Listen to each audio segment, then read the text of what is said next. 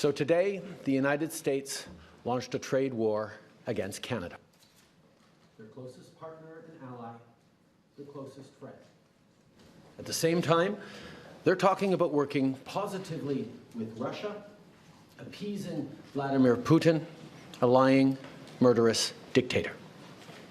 Make that make sense. Canadians are reasonable, and we are polite, but we will not back down from a fight. Not when our country and the well-being of everyone in it is at stake. At the moment, the U.S. tariffs came into effect in the early hours of this morning, and so did the Canadian response. Canada will be implementing 25% tariffs against $155 billion worth of American goods, starting with tariffs on $30 billion worth of goods immediately, and tariffs on the remaining $125 billion of American products in 21 days' time. Encore aujourd'hui, on se voit forcé d'imposer des droits de douane de 25% sur 155 milliards de dollars américains de marchandises. 30 milliards de marchandises américaines, excusez-moi. 30 milliards de dollars de façon immédiate et dans 21 jours, 125 milliards de dollars de marchandises de plus. Today, we will also be challenging these illegal actions by filing dispute resolution claims at the World Trade Organization and through the USMCA. But in the meantime, our tariffs will remain in place until the U.S. tariffs are withdrawn, and not a moment sooner. And should these tariffs not cease, we are in active and ongoing discussions with provinces and territories to pursue several non-tariff measures, measures which will demonstrate that there are no winners in a trade war. Now, just like I did a month ago, I want to speak first directly to the American people. We don't want this.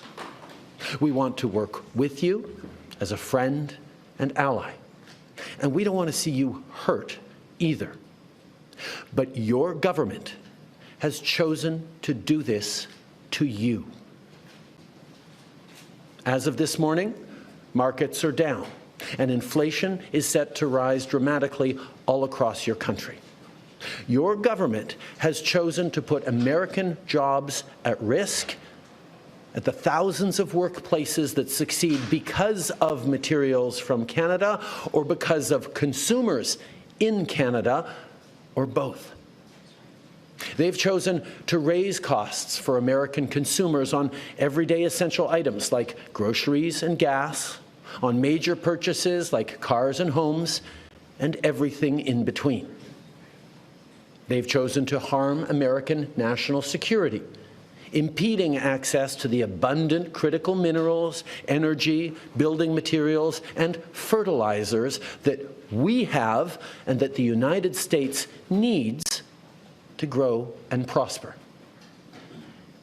They've chosen to launch a trade war that will, first and foremost, harm American families. They've chosen to sabotage their own agenda that was supposed to usher in a new golden age for the United States. And they've chosen to undermine the incredible work we've done together to tackle the scourge that is fentanyl, a drug that must be wiped from the face of the earth. So on that point, let me be crystal clear. There is absolutely no justification or need whatsoever for these tariffs today. Now, the legal pretext your government is using to bring in these tariffs is that Canada is apparently unwilling to help in the fight against illegal fentanyl. Well, that is totally false. Let's look at the facts. Our border is already safe and secure. Far less than 1% of fentanyl flows and less than 1% of illegal crossings into the United States comes from Canada. But we acted. because we know we can always do better. We responded to concerns, including from the President, by implementing an ambitious $1.3 billion border plan. A border plan that includes generational investments in new AI and imaging tools to stop the flow of fentanyl in its tracks, stronger coordination and information sharing with American agencies, along with the deployment of drones, helicopters, and additional personnel to keep our border secure. Now, a month ago, as part of an agreement with the United States that paused the tariffs, we made further commitments.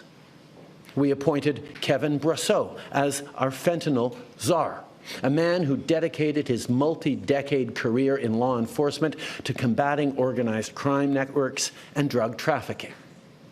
We designated 7 drug cartels, sick, evil groups who cynically profit off the pain and suffering of people on both sides of the border, as the terrorist organizations that they are. And just yesterday, we launched a new joint operations partnership supported by a $200 million investment between Canada's security and law enforcement agencies, a partnership that will enhance the coordination of information and intelligence in order to thwart criminal gangs involved in the illegal fentanyl trade. And critically, our actions are working.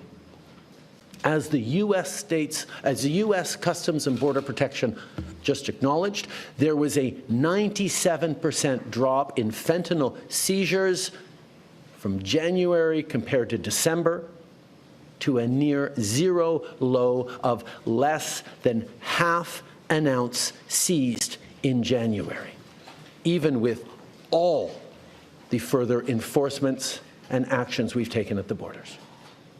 In sum, we stepped up.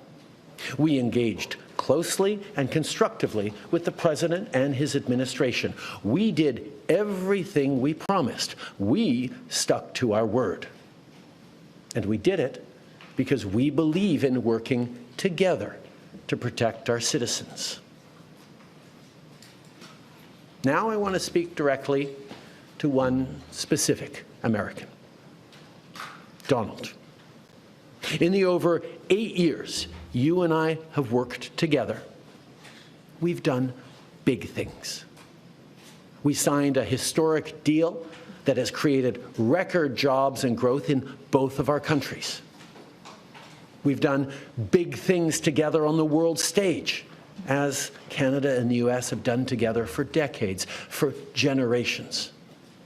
And now we should be working together to ensure even greater prosperity for North Americans in a very uncertain and challenging world. Now, it's not in my habit to agree with the Wall Street Journal, but Donald, they point out that even though you're a very smart guy, this is a very dumb thing to do. We two friends fighting is exactly what our opponents around the world want to see. And now, to my fellow Canadians, I won't sugarcoat it. This is going to be tough, even though we're all going to pull together, because that's what we do. We will use every tool at our disposal so Canadian workers and businesses can weather this storm. From expanding EI benefits and making them more flexible to providing direct supports to businesses, we will be there as needed to help.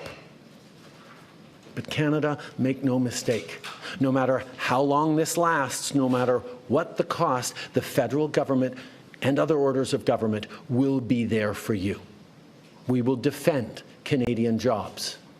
We will take measures to prevent predatory behavior that threatens Canadian companies because of the impacts of this trade war, leaving them open to takeovers. We will relentlessly fight to protect our economy.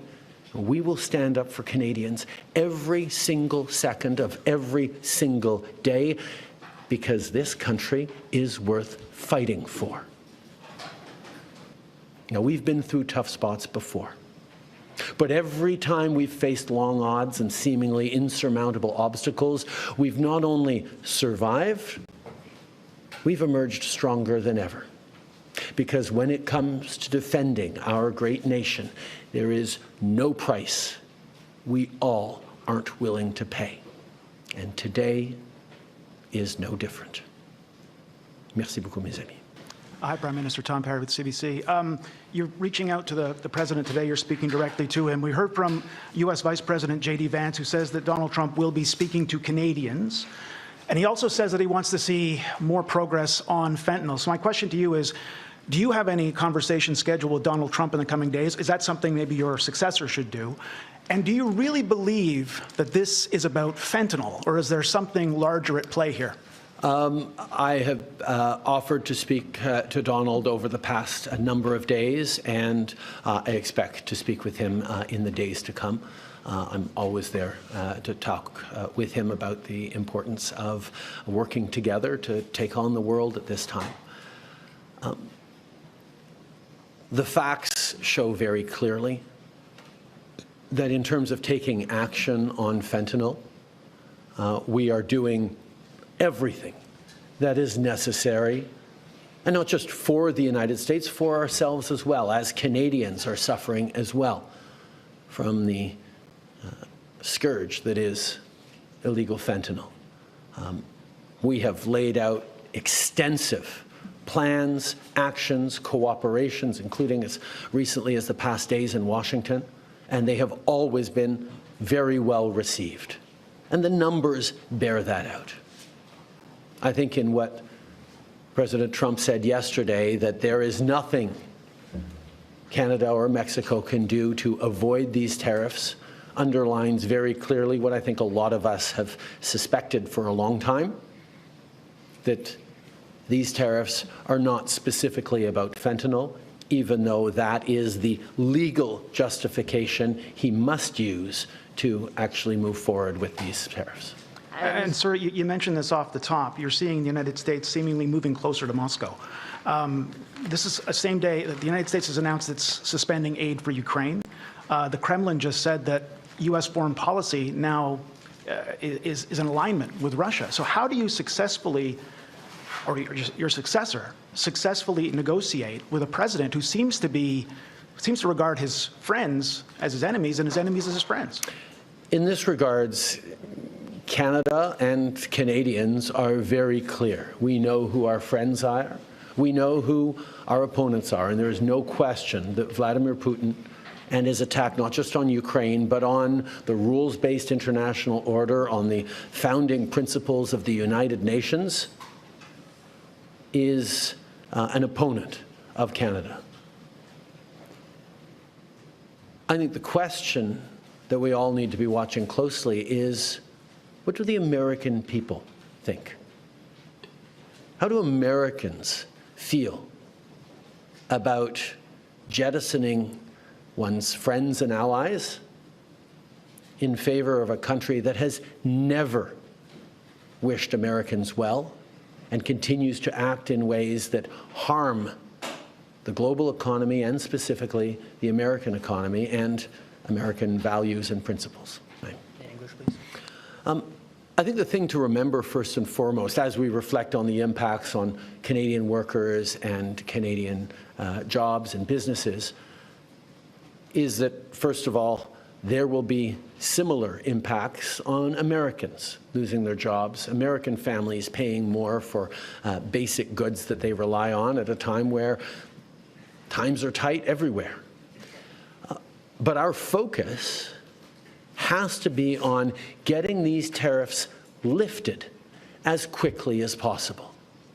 What can we do in the coming days is our focus to make sure that these tariffs don't last a second longer than necessary.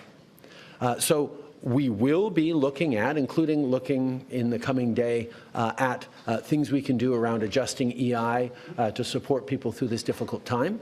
But our priority has to be not on figuring out how to manage through these tariffs over the coming days and weeks and months, but on doing everything we can to get them lifted and put an end to this unjustified trade war that hurts American families and Canadian families. I'm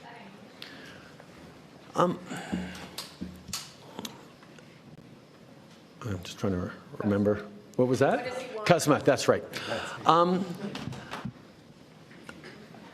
I think in terms of what he wants, and I heard he talked about banking again this morning in a tweet, which doesn't make any sense because American banks, there's about 16 American banks currently active in Canada holding about $113 billion worth of assets in this country. So the American banks are alive and well and prospering in Canada.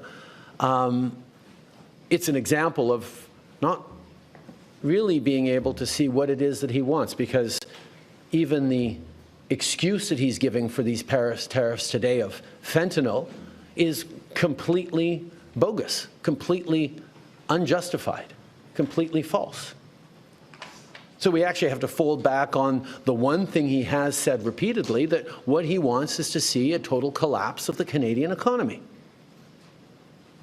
because that'll make it easier to annex us, is the second half of his thought. Now, first of all, that's never going to happen. We will never be the 51st state. But yeah, he can do damage to the Canadian economy, and he's started this morning. But he is rapidly going to find out, as American families are going to find out, that that's going to hurt people on both sides of the border. Americans will lose jobs. Americans will be paying more for groceries, for gas, for cars, for homes, because we have always done best when we work together. So we are, of course, open to starting negotiations on the customer review, but let us not fool ourselves about what he seems to be wanting. And I will admit, I have been holding out hope that these tariffs were just a clever negotiating ploy that would have the impact that they're having now without even bringing them in over the past weeks, as we've seen order books dry up for Canadian companies from American customers, as we've seen expansion plans in Canada put on hold, as we've seen people choosing to invest in the United States over the past weeks because of the threat of tariffs. But now that he's moved forward with tariffs, we're going to see the real impact of a trade war between our two countries. And that impact will be to hurt American families. Prime Minister Tonda McCharles with the Toronto Star. I hope you can be as specific as possible for a number of these points. Everybody's looking to what actually you're going to do. In your statement last night, you referenced non-tariff measures, and I want to know exactly what you're prepared to contemplate there. And given that your likely successors, both Carney and Poilievre, have said it should be dollar-for-dollar retaliatory tariffs, that's on $600 billion worth of American imports. If you were to do that, is that on or off the table? I will be sitting down, as I have every week for the past many, many weeks, with the premiers this afternoon to talk about our individual, combined and collective response to this. As we've put on the table, the federal government has $155 billion worth of tariffs that we can move forward with immediately, and that we will be moving forward with both now and 21 days from now to give Canadian companies time to adjust their supply chains to not be overly impacted by this. But there are many other things that have been surfaced by different premiers in different approaches that we can look at. One, for example, is around purchasing and around suppliers and around contracts, whether it's municipal, provincial, or federal, with American companies. There are many different things that we've been looking at, and that conversation with the premiers this afternoon is going to be very, very important. But I can tell you what we have seen is Canadians across provinces and territories, across political lines, are united in knowing that this is a time to hit back hard and to demonstrate that a fight with Canada will have no winners. And the sooner we can get past this fight, back to working together to take on the world, as our two countries always have, the better we'll all be. To what extent have you turned or gotten cooperation from any other allies to exact more pain on the U.S. to accelerate getting to a solution? And are you concerned that Mexico appears to be trying to do their own thing maybe next Sunday? Where are you with any guarantees you've got allies?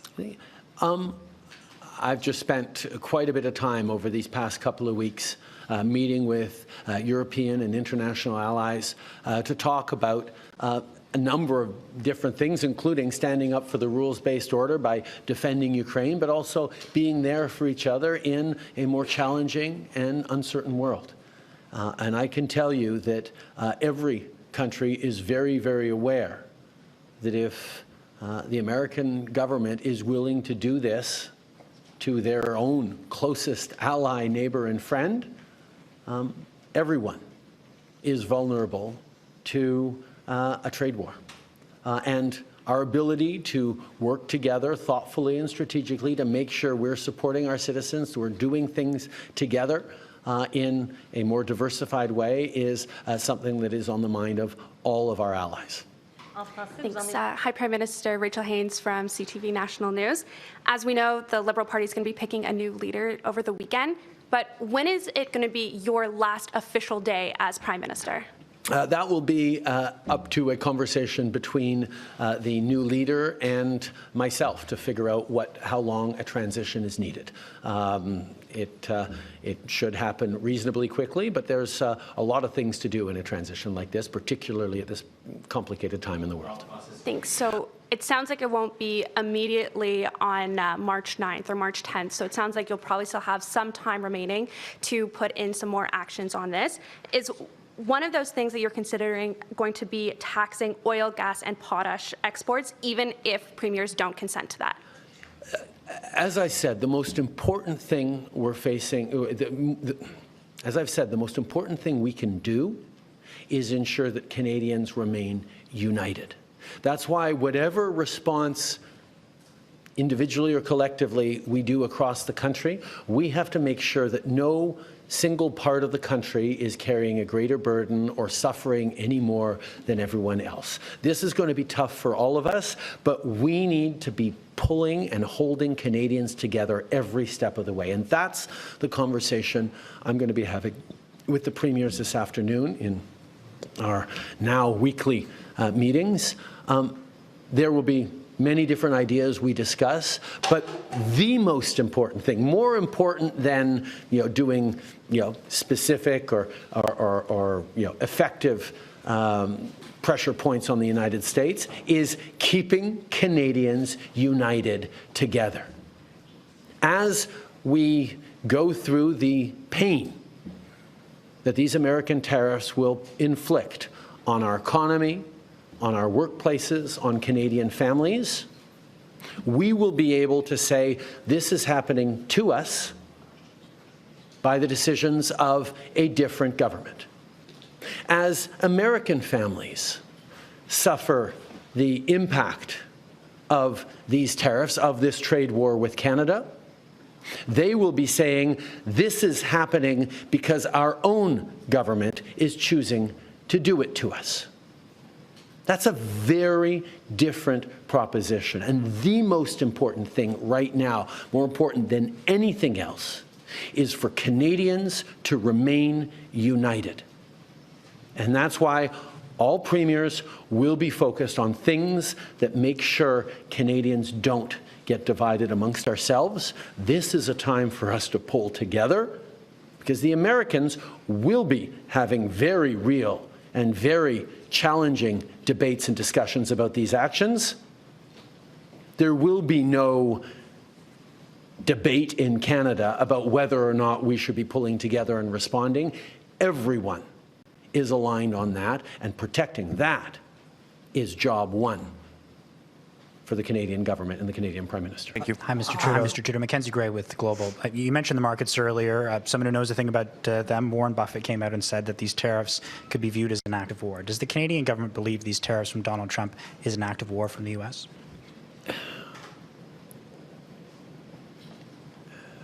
Canadians are not angry at the American people for this. We don't have anything against Americans. Americans are our neighbors, our friends, our partners. We do things together. We've done things together for decades and generations. This is a policy decision by the American government designed to go after the Canadian economy. This is a trade war, yes. But Canadians are hurt. Canadians are angry. We're going to choose to not go on vacation in Florida or Old Orchard Beach or wherever. We're going to choose to try to buy Canadian products and forego bourbon and other classic American products.